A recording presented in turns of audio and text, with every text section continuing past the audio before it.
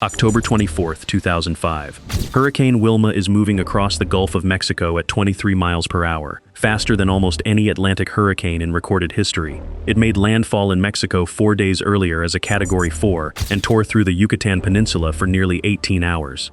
Now it is aimed directly at South Florida, and meteorologists are watching a number that will define what happens next: its forward speed. Years ago, many of us were living in the dark as Hurricane Wilma roared through our area. But the bad news is it has strengthened a little bit and is now a very strong Category 2 hurricane. Wilma strikes the southwest Florida coast near Cape Romano at 6:30 in the morning as a Category 3, 120 miles per hour at the center. It crosses the entire state in under 5 hours.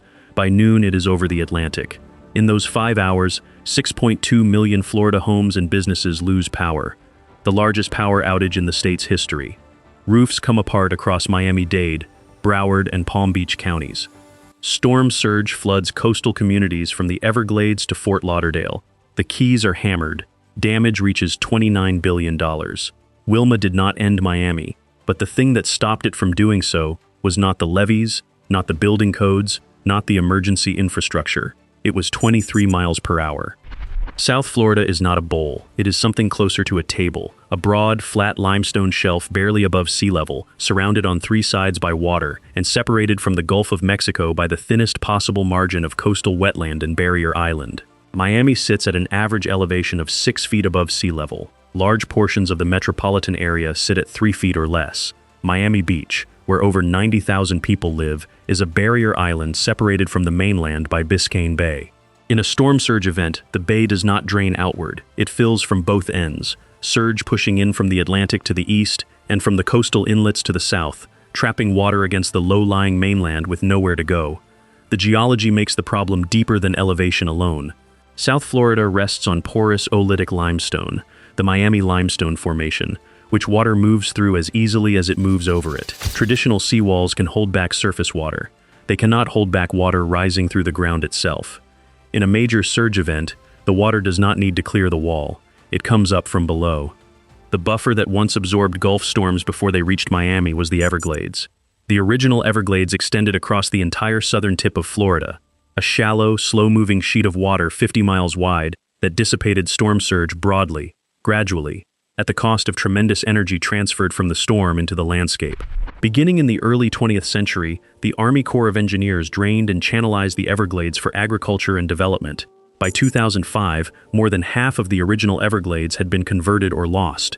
The buffer was not gone, but it was half the size it had been. In its place, the Army Corps had built the Central and Southern Florida Project, a network of drainage canals, levees, and water control structures covering 16 counties. Massive infrastructure project, more than $20 billion worth of investment to basically reroute the water, get it where it used to go in the right way. Anywhere in South Florida is going to benefit. The system was designed to move rainwater off the land and into the ocean. It was not designed to stop a storm surge coming from the opposite direction. In a major hurricane landfall, the drainage canals that normally carried water out of South Florida could reverse, carrying surge water inland rather than pushing storm water out. By 2005, 5.5 million people lived in Miami-Dade, Broward, and Palm Beach counties. The population had more than doubled since 1970. Most of that growth had happened on the coastal plain, on fill land, on drained marsh, on barrier islands, on the edges of Biscayne Bay. The vulnerability of this geography was not unknown. The National Hurricane Center modeled direct strikes on Miami every season. Projections for a slow-moving Category 4, making landfall north of the city, showed surge depths of 10 to 15 feet across Miami-Dade, 1 million people in flood zones, and a power infrastructure that could take months to restore under catastrophic scenarios. Those projections were published. They informed evacuation planning. They did not change how South Florida built, where it built, or what it built its power grid from. The last time a major hurricane struck the Miami area directly was Hurricane Andrew on August 24, 1992. Andrew made landfall in Homestead as a Category 5, 165 miles per hour sustained. It destroyed 125,000 homes. It left 175,000 people homeless. Damage reached $27 billion in 1992. Real difficult to explain. You've got to go through it to realize what it is. A lot of the roofing around the particular structure we're in getting peeled off. We've heard some more glass shattering. Again, we haven't been with power for a couple of hours now, and the winds have just dramatically come up. 65 people died. Andrew was the benchmark. It reset everything. In Andrew's aftermath, Florida rewrote its building codes from the ground up. The result, codified in the 2002 Florida Building Code, was among the strongest in the nation for wind resistance. Roof-to-wall connections were reinforced. Impact-resistant windows became standard for new construction. Concrete block requirements were tightened. The standard changed because Andrew demanded it. But Andrew's reach had limits. Andrew struck Homestead, 25 miles south of Miami proper. The dense urban core, downtown Miami, Coral Gables, Miami Beach, Fort Lauderdale, experienced a severe storm, but not Andrew's full force. The post-Andrew Code reforms applied to new construction. The existing building stock, homes built in the 1950s, 1960s, and 1970s, remained. By 2005, a significant portion of Miami-Dade's residential housing had been built before 1992. The code was stronger. The city had not been rebuilt. More critically, Andrew did not knock out South Florida's power grid at scale. The grid survived Andrew damaged but functional. There was no equivalent reconstruction of the power infrastructure in the years that followed. Florida Power and Light repaired what broke and extended the system to serve a population growing by hundreds of thousands per year. The grid expanded. It was not hardened. Tens of thousands of miles of distribution lines still ran overhead through neighborhoods dense with trees. The transmission infrastructure that moved power from generation plants to substations had been built incrementally over decades, to different standards, with no unified hardening strategy. A 2002 state audit of Florida's investor-owned utilities found that storm hardening expenditures had declined in real terms over the preceding decade, even as population density in hurricane risk zones increased. By October 2005, South Florida had building codes designed around Andrew, an aging housing stock that predated them, and a power grid built for growth rather than resilience. Andrew set the ceiling. The ceiling held for construction. The grid had no ceiling at all. Wilma forms on October 15, 2005, in the western Caribbean southwest of Jamaica. It is the 22nd named storm of the 2005 Atlantic hurricane season, the most active season ever recorded. The Greek alphabet has already been reached. Wilma intensifies with a speed that alarms forecasters. In 24 hours, it deepens from a tropical storm to a Category 5 with a central pressure of 882 millibars, the lowest ever recorded in the Atlantic basin at that point in history. Peak sustained winds reach 185 miles per hour. The eye contracts to 2 miles across. On satellite imagery, it is a white dot of almost perfect symmetry, surrounded by a wall of cloud 200 miles wide. It makes landfall on the Yucatán Peninsula near Cozumel on October 21st as a Category 4. The storm stalls over the peninsula for nearly 18 hours, grinding through limestone scrub and mangrove coast. When it emerges into the Gulf of Mexico, it has dropped to a Category 2. The Yucatán has absorbed a significant portion of Wilma's energy. What it has not absorbed is the storm's size. Then the Gulf rebuilds it. Wilma re-intensifies to Category 3 as it accelerates northeast toward Florida. Its forward speed reaches 23 miles per hour. For a tropical cyclone of its size, this is exceptionally fast. This speed is everything. A fast-moving hurricane generates less storm surge than a slow one because surge is built by sustained wind, pushing water ahead of the storm over time. Wilma's forward speed limits the surge along Florida's southwest coast to 4 to 6 feet, damaging, but not the 10 to 15 foot scenario the models showed for a slow storm. A Wilma moving at 8 miles per hour instead of 23 would have piled water against the flat, low-lying coast for hours longer. The difference, in a city at 3 to 6 feet of elevation, is measured in what floors flood and which ones don't. Wilma makes landfall near Cape Romano, Collier County, at 6:30 in the morning on October 24th. But they need to understand that those hurricanes can really intensify, and there is always the possibility of tornadoes. So we're definitely encouraging the residents within Palm Beach County to secure their homes, to have a hurricane plan in place. The center tracks northeast across the Everglades. It passes just south of Lake Okeechobee, the massive freshwater reservoir at the center of South Florida, whose southern dike, built after the 1928 Okeechobee hurricane killed more than 2,000 people, holds throughout the storm. The eye crosses the state and exits near Palm Beach County before 11:30 in the morning. The storm has crossed Florida in approximately 5 hours. The wind does what the surge does not. Peak gusts in Miami reach 92 miles per hour. In Broward County, the recorded peak is 108. Coral Gables loses a substantial portion of its tree canopy. the same canopy that shades the streets and runs directly alongside overhead power lines for miles. Across the region, roofs built before 1992 begin to fail. Tiles strip away, decking lifts, attic spaces fill with rain. The damage is not concentrated in one catastrophic breach. It is distributed across an entire metropolitan region all at once. 53 counties are declared federal disaster areas. They say it's getting worse and worse, but I parked it on the side of the yard thinking that was it and everything, but now, I got to secure the house and hopefully that we don't have to go back into the camper. How much damage did you have to your house, sir? I had $95,000 worth of damage. The lights go out across South Florida within the first hour of landfall. By mid-morning, 6.2 million customers have lost electricity, the largest single-storm power outage in Florida history. In Broward County, 99% of customers go dark. In Miami-Dade, the figure is over 80%.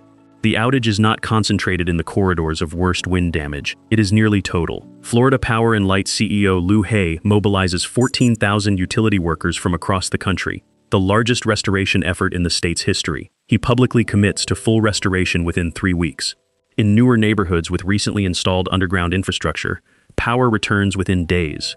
In older corridors, Hialeah, sections of Miami Gardens, parts of Fort Lauderdale where overhead lines run beneath a canopy of mature oaks planted decades before anyone thought about wind clearance, crews are still working in mid-November. For those households, the outage stretches to 22 days.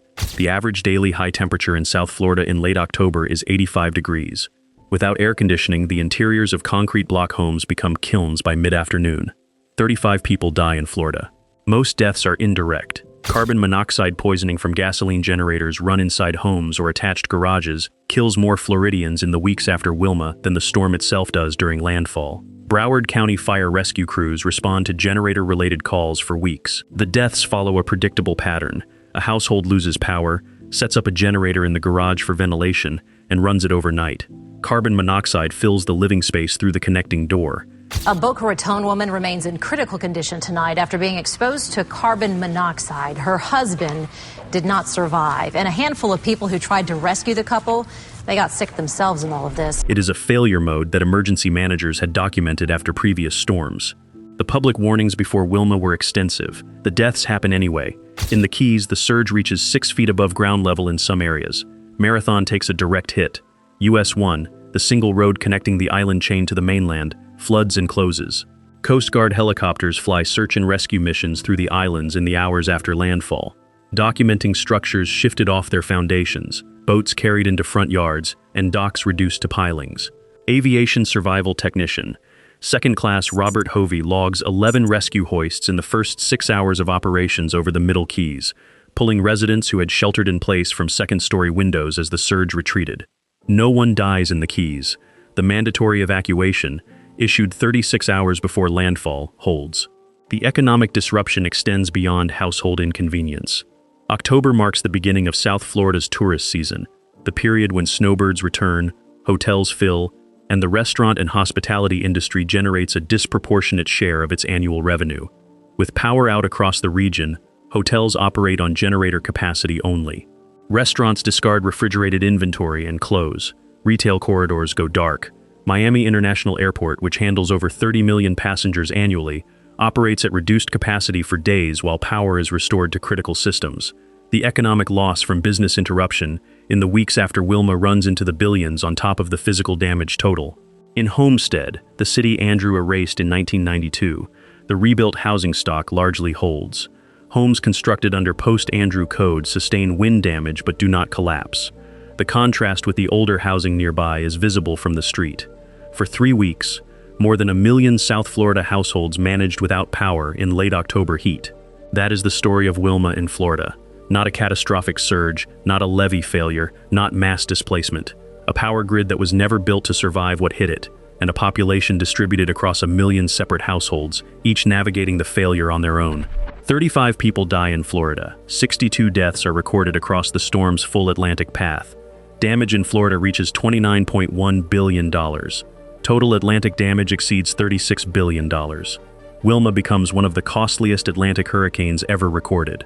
More than 6.2 million customers lose power. Full restoration in the hardest-hit areas takes 22 days. Florida Power and Light mobilizes over 14,000 workers from across the country. 53 counties across Florida received federal disaster declarations. In the years after Wilma, Florida regulators pushed utilities towards systematic grid hardening, undergrounding cables in high-risk corridors, clearing tree canopy from transmission right-of-ways, upgrading aging overhead infrastructure. The Florida Public Service Commission mandates specific hardening benchmarks for the first time. Progress is documented in annual reports and measured in miles of line converted. FPL alone commits to undergrounding 10,000 miles of feeder lines over the following decade. The work continues. Wilma is the last major hurricane to make landfall in Florida until Hurricane Irma in 2017. In the 12-year gap between them, South Florida's population grows by over 1 million people, most of them moving into the same low-elevation coastal plain that Wilma crossed in 5 hours. The grid is more resilient than it was in 2005. South Florida is more exposed than it was in 2005.